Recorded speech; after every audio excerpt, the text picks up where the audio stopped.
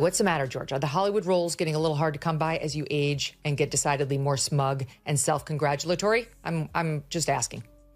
And chooses to finish this show by lecturing the audience on how journalism ought to be done. Speaking as Edward R. Murrow, he warns about the ongoing struggle for truth and integrity in the media. Truth and integrity. About the potential for the media to be manipulated and used for propaganda. Wow, if that's Clooney with makeup, imagine what he looks like without it, huh? Now remember, Clooney's the same guy who held a star-studded fundraiser for Joe weeks before he dropped out and only called for him to quit after his disastrous debate. Clooney ignored concerns over Biden's age for years, only to magically come to the conclusion that he was demented when America finally saw what Clooney had been hiding. That's the problem with Dems. They're obedient shills for awful people, then pretend otherwise once voters see that they're full of shit. But remember, we were pointing out Joe's dementia before it was cool. We knew Biden was the worst president ever, which probably means Jimmy Carter died a happy man. Yes, George. We check in with the poor man's Greg Gutfeld, George Clooney. Remember, he wrote a scathing op-ed prior to the election calling on Joe Biden to drop out? And this week, he took to CNN, the only place he's seen less than in his own movies, to gloat. God, I hope God, I hope Jake Tapper doesn't plant his lips firmly on George's puckered ass. Julia Roberts, who outed herself not only as a leftist, which we knew, but as somebody who, and by the way, she's also a husband stealer. She stole the husband that she has right now in a reported affair. So, okay, maybe don't be the voice of the ad in which we talk about women betraying their husbands, because in the leftist view, marriages are not about honesty and talking about one's differences and agreeing to disagree on certain dicey issues, but they're about lying. And they believe this so strongly, you put it in an ad. And her pal, George Clooney, who did something similar for another ad, same. You got Joe Biden out. How'd it work out for you? How'd that go? Maybe you should have said something a little earlier, like when you attended that fundraiser. George Clooney is back in the spotlight, and shocker, it has nothing to do with acting, directing, or contributing anything meaningful to civilization. Nope. The man who once played Batman like he was modeling for a luxury casket catalog has once again decided the world needs his take on politics. Because clearly, when the nation faces complex issues, what we all crave is a monologue from the human Nespresso ad. Yes, George, I have cheekbones, therefore I'm wise. Clooney has re-entered the arena of public discourse with the smug certainty of a man who thinks owning an estate on Lake Como also makes him qualified to lecture farmers in Iowa about economics. And let's just say, the reception wasn't warm. After getting dismantled, verbally and with precision, by Megyn Kelly and Greg Gutfeld, all George looked ready to campaign for was a brand deal with Kleenex. This is the same guy who pontificates about working-class struggles while sipping hand-imported mineral water on the balcony of a villa that costs more than the GDP of a small island nation. If George has set foot in a Walmart this century, it was probably by accident while looking for the helicopter pad.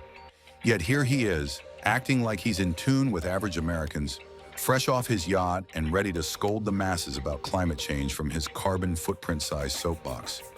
What happened to Clooney wasn't political, it was poetic, a cosmic reckoning, the kind that comes after years of coasting on charm, good lighting, and just enough gravitas to make a toothpaste commercial feel like a UN speech. Eventually the smirks run out, the applause dies down, and someone steps in to hand you a reality check wrapped in satire and dipped in mockery. Clooney's whole political persona is rich guy theater. Just another Hollywood vanity project wrapped in a costume of moral superiority. He steps onto the scene with perfectly tousled hair and soulful eyes, ready to bless the peasants with wisdom gleaned from award shows and red carpet interviews. Never mind that he has no credentials beyond having once played a TV doctor and wearing suits well. What made his latest embarrassment so satisfying was his unshakable belief that his words would be met with thunderous applause. Instead, he got clipped, line by line, smirk by smirk, by people who weren't dazzled by his chiseled jaw or liberal talking points. It was less a debate and more of a celebrity implosion in real time, like watching a luxury sedan drive straight into a wall of facts. And when the punches landed, classic Clooney, the confused stare, the dramatic pause, the wounded "don't you know who I am" face. He looked like a substitute teacher trying to win over a class with outdated slang and inspirational quotes from a calendar. The man who thought he was delivering prophetic wisdom got dunked on like a freshman trying to make varsity on day one. Let's talk about how he talks. Every sentence soaked in melodrama, like he's narrating the fall of civilization instead of commenting on the gas tax. He doesn't argue, he emotes. Everything is breathy, drenched in self-importance, as if he's auditioning for a movie called The Martyrdom of George Clooney, a tale of suffering at Lake Como. But the moment someone like Gutfeld actually pushes back, the Clooney act crumbles. The halo dims, and what's left is a famous man who mistook a People's Choice Award for political credibility. It's not just that he's wrong, it's that he's confidently, condescendingly wrong and doesn't even know it. Then Megyn Kelly showed up, cool, sharp, no nonsense, and metaphorically sliced through his speech like a samurai cutting a silk napkin. George wasn't ready. He came with his Oscar-worthy expressions and left with a bruised ego and a PR nightmare. You could practically hear the panic at his publicist's office, frantically Googling how to fix when your client confuses a campaign ad for a TED Talk. It's been decades since anyone in George's circle told him no, and now the consequences are here. A complete rhetorical meltdown captured in HD. His entire adult life has been a parade of compliments and unearned praise. And now that someone dared to point out that his political takes are about as insightful as a shampoo commercial, he's left blinking in disbelief. Meanwhile, somewhere in Hollywood, a team of image consultants is probably holding an emergency vision board session to reframe the narrative, while Clooney wonders why the masses aren't falling over themselves to repost his quote about democracy and Nespresso. Sorry, George, but charisma isn't currency when the bill comes due in Logic. What we're witnessing isn't a celebrity sharing their opinion. It's what happens when someone mistakes being handsome for being correct. Clooney has been treated like royalty for so long, he thinks squinting while talking equals wisdom. He could whisper sweet nothings into a wind tunnel and still get a standing ovation from Vogue. But here in the real world, nobody's giving you a round of applause for sounding like a Hallmark card with a European accent. Eventually, the lights go down, the camera pans out, and the world remembers that George Clooney is not a philosopher king. He's an actor. A good one, sure, but still just an actor. And this time, not even Lake Como could save the performance. Naturally, Clooney strutted into a complex political discussion, thinking he could drop a vague, feel-good speech that sounded like it was ghost-written by a meditation app, and just moonwalk out to standing ovations. But instead of applause, he got metaphorically smacked with the reality that passion doesn't equal expertise. The speech didn't just miss, it cratered. Imagine Alexa giving a eulogy while buzzed on overpriced rosé, flipping through a thesaurus she doesn't understand. Let's talk about the illusion of intelligence here. Listening to George Clooney weigh in on politics is like watching your friend who just binged The West Wing suddenly think they're qualified to draft UN resolutions. He throws out a string of phrases he half-absorbed from a charity auction dinner, nods solemnly, and thinks he's dropped wisdom on par with the Dalai Lama. "We must unite," he intones, as if that's never been said before. Groundbreaking stuff, George. Alert the Nobel Committee. You can already picture it. Woodsy fonts, Etsy-ready quotes, all vibes and zero substance. Clooney 2024, bringing emotion to policy. He's not so much a thought leader as he is the human version of a vision board that suddenly decided to run for office. His persona screams depth until you scratch the surface and realize it's just well-oiled surface. Once the glamour thins, what's left is a man unraveling on camera, stunned that charm didn't exempt him from public critique.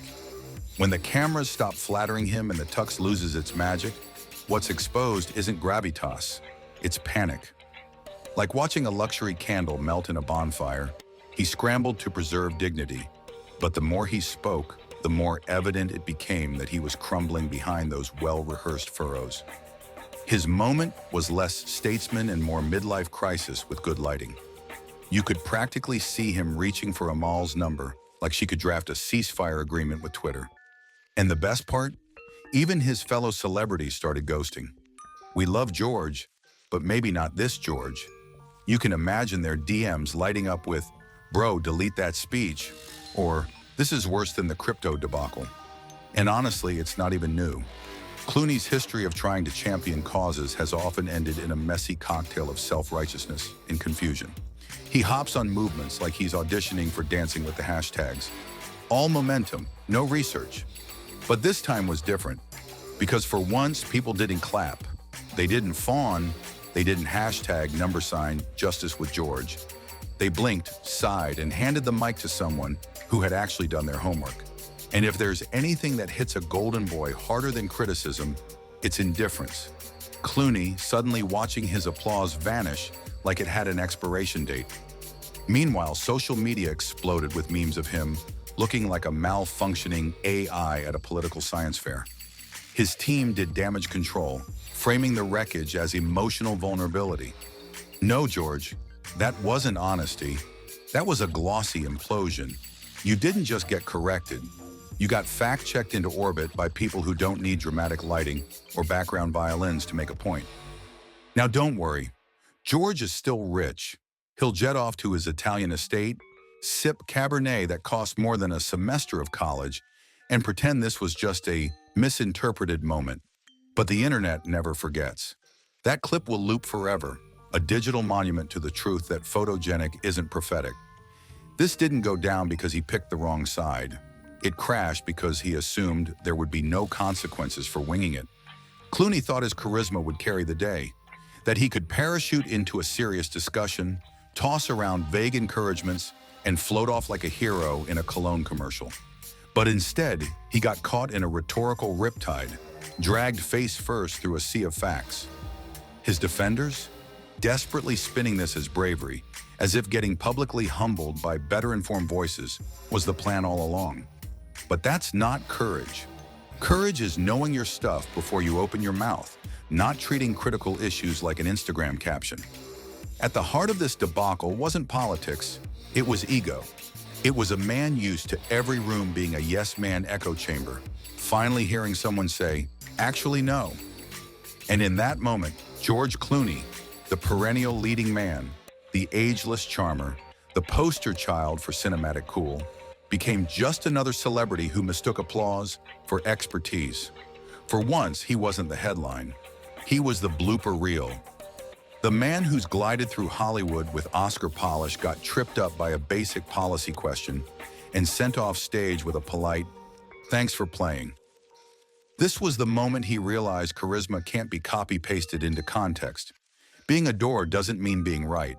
And gravitas, that isn't something you get from Armani.